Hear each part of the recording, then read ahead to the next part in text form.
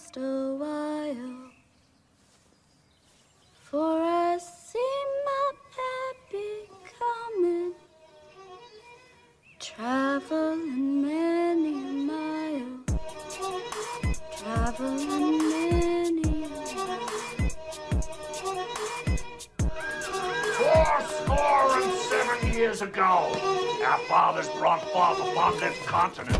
Cinema can do anything, but too often it doesn't. And that's okay, most filmmakers try to make things cohesive. But there's something special about those who do things differently. Experimenting. Time to experiment. Experimentation in filmmaking has always existed. Surrealism, French New Wave, Dogma 95. But the work of Harmony Korine means so much more to me. It infects me, challenges me, and always fascinates me. Hyenas with mouths that go, hey! They want to torque that head, I'll snap that motherfucking neck. Harmony doesn't portray highbrow men in suits who encounter something strange or inhabit a world of dreamlike logic in service of greater art movements. He depicts things like this, people like this. In most cases, this is the real world.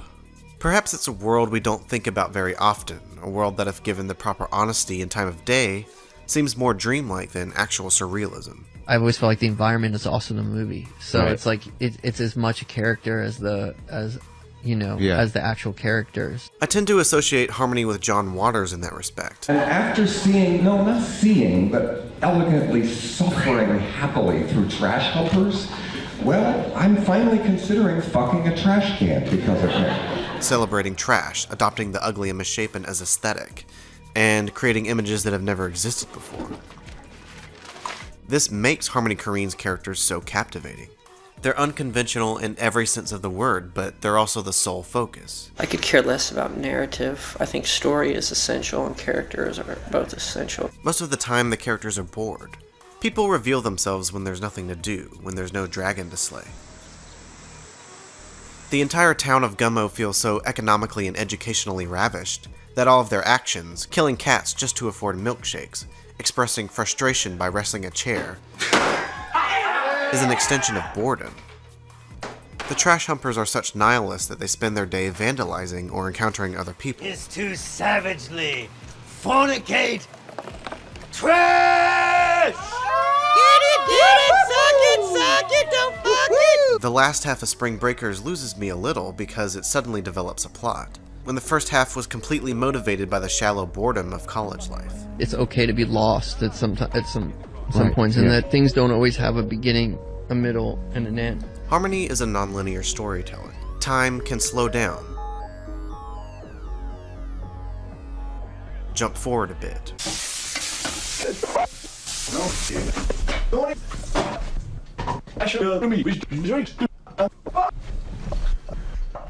or branch off into something else momentarily.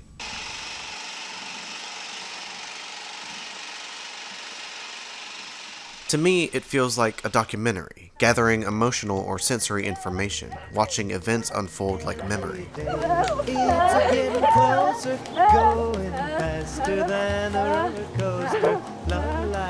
Other media seems to be afraid of doing that, unless they have a built-in excuse like the mockumentary format, utilizing fractions of time for sketch comedy. What are we? Werewolves, not squirrels. No, it's It's a very offensive word to call people. well, unless you're talking about a bundle of sticks. But honestly, you can do anything you want as long as it's interesting. Even if it doesn't work, even if it's maybe some type of a mistake or a failure, at least I know it's interesting and then I went for it. When the characters are given space to be themselves, they can be idiosyncratic, boasting about possessions, Calvin Klein Escape. Mix that shit up with Calvin Klein B. Smell nice. I smell nice. belligerent over a game of table tennis, 21 to 2, I win! Yeah. aggressive over nothing,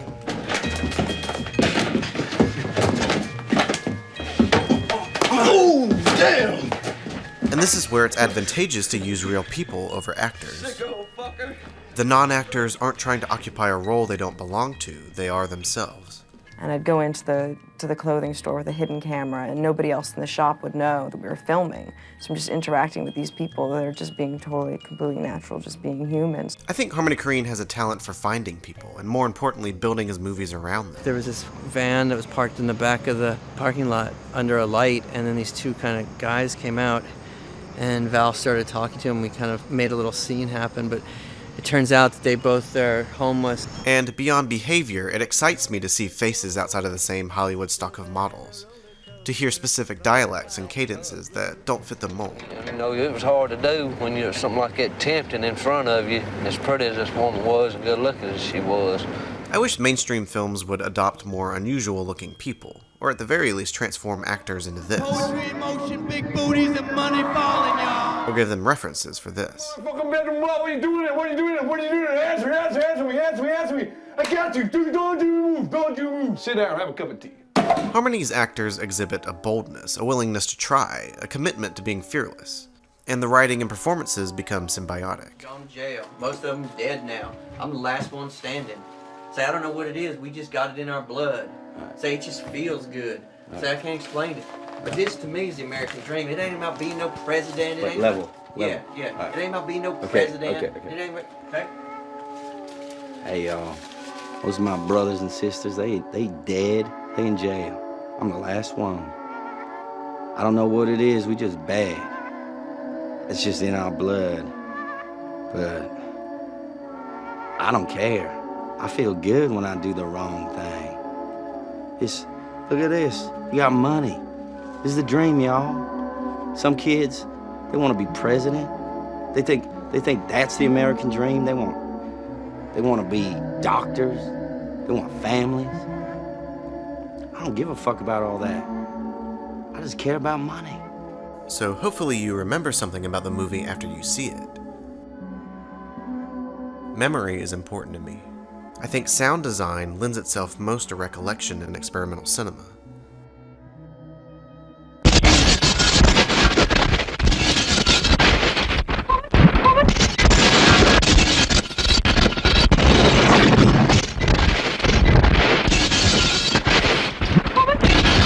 Harmony's films are almost always assaults on audio senses, designed to keep you from settling too much.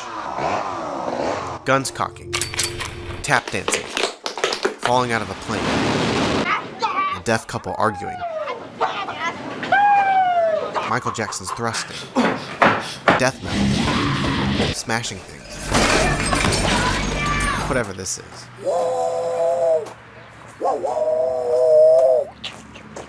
All of Trash Humper's reeling.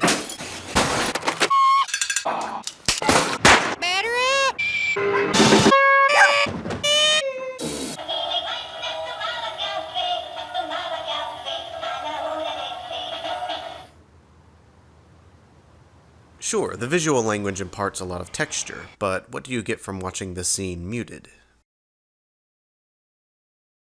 It's a little weird, the footage is grainy, the character is moving strangely.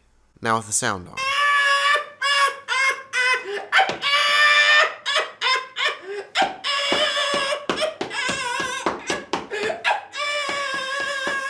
It's a different feeling.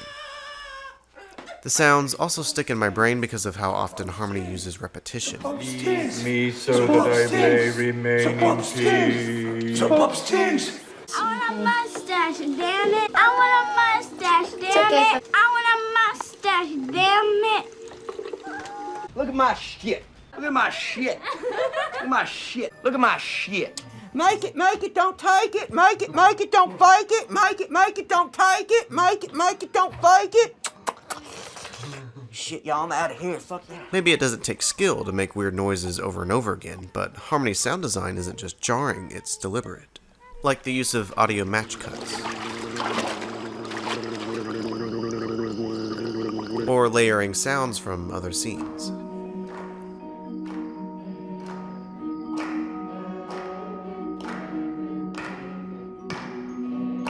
Poignant silence. And poignant loudness.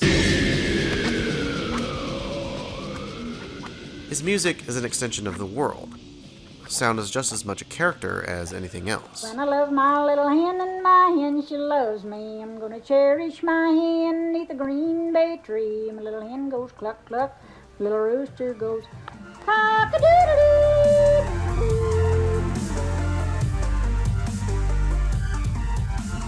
The music allows for editing, for energy, to sell an idea like the gaudy hedonism of Spring Break. Or something more subversive.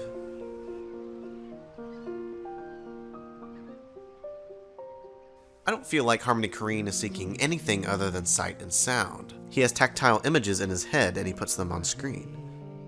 Mainstream movies are so desperate, terrified of doing anything that will rub people the wrong way. But if he wants to see a man swallow like 20 cigarettes, great, put it in. This makes room for reoccurring images, bikes.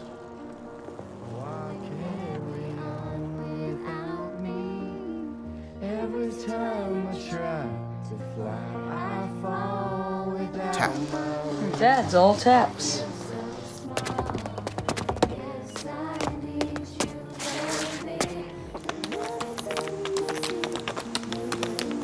Egging people on. Come on, Julie, you have to fight harder. Come on. Julie, the table, yeah. Get that trash pussy! When you do exactly what you want, no one can really fault you for that. Which makes Harmony Korine's film somewhat impervious to criticism. People foam at the mouth about postmodernism, perhaps believing the work to be shallow, or at least not as deep as everyone seems to give it credit for. Shut up. Shut up. I don't like it because it's so artsy-fartsy. Getting angry at something meant to provoke is a little ironic. Normally, I judge a movie in its intent, not the intent of the creator, though that can help, but the intent of the film as a living organism. Mainstream cinema generally has a goal to portray characters people will like, captivating locations, universal stories. Harmony Korine is himself, though.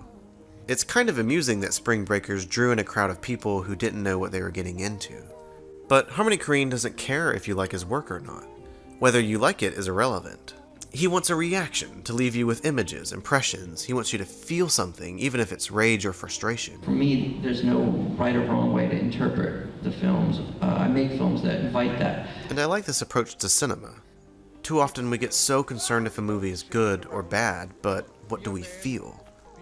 Harmony's films aren't without emotion. I think there's an abundance of feeling. At least, Harmony Korine makes me feel things that are unique. I don't want to hurt you, like, you have to put you in the hospital, like, Just fucking act fucking normal for a second and fucking take it seriously. Take the scene where Solomon talks to Cassidy. Gonna go fuck her now. Well, you wanna fuck her? Yeah. Well, you gonna fuck her too? Yeah. Tumblr goes in, keep in mind he's 17, and the man pimping Cassidy watches through the gap in the door. Tumblr comes out, Solomon goes in, and it's revealed that she has Down syndrome. Hi, Solly. Are you clean? Do you use soap? So, entering the scene, I'm already feeling disturbed and uncomfortable, but when Solomon talks to her, that's all he does, talks. Yeah, it's like a girl. No, I don't. Yes, you do. This is the sweetest scene in the film. The two characters don't have sex, they give each other genuine physical affection, and it represents everything else in the movie. Do you love me? Yes.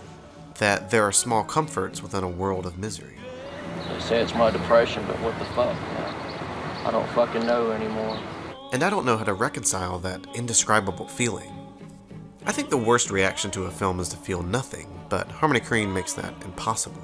I would just say don't even get started if you're gonna just try to do some mediocre shit, because there's so much of that. Don't do it just to make noise. It's too much noise. Give me something amazing. Give me something new. Give me something I haven't seen before in a way I haven't seen it.